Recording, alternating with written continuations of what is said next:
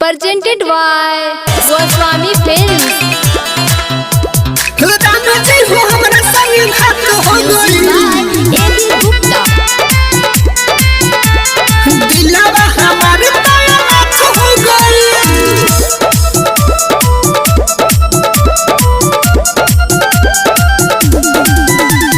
जेकरा से प्यार कोई नहीं हद से ज्यादा दूसरा के डोलिया में ससुरा जाता।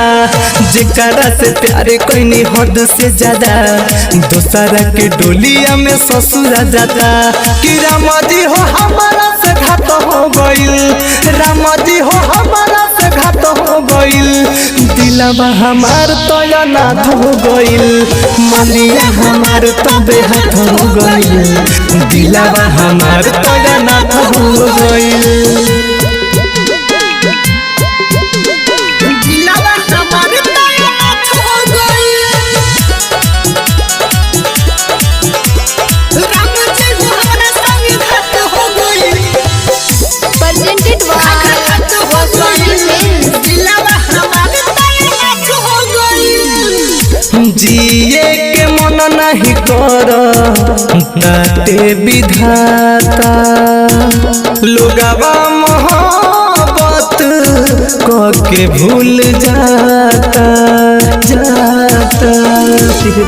हाँ हाँ जिए के मन नहीं कर ताते विधाता, लोगवा मोहब्बत के भूल जाता।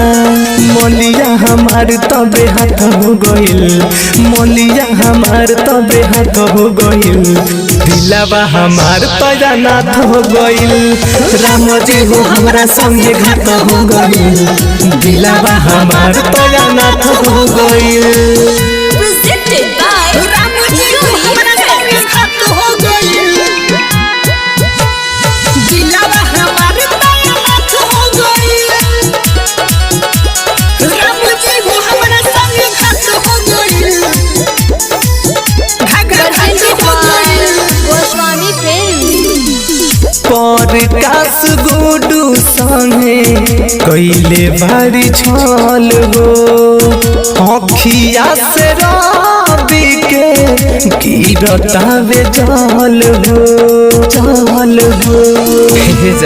हाँ हाँ प्रकाश गुडू संगे कैले बारी छल हो, अखिया से रवि के गिरतावे जल हो। दीपक के जिंदगी मेरा तो हो गइल, दीपक के जिंदगी मेरा तो हो गइल। दिलवा हमार तो अनाथ हो गइल।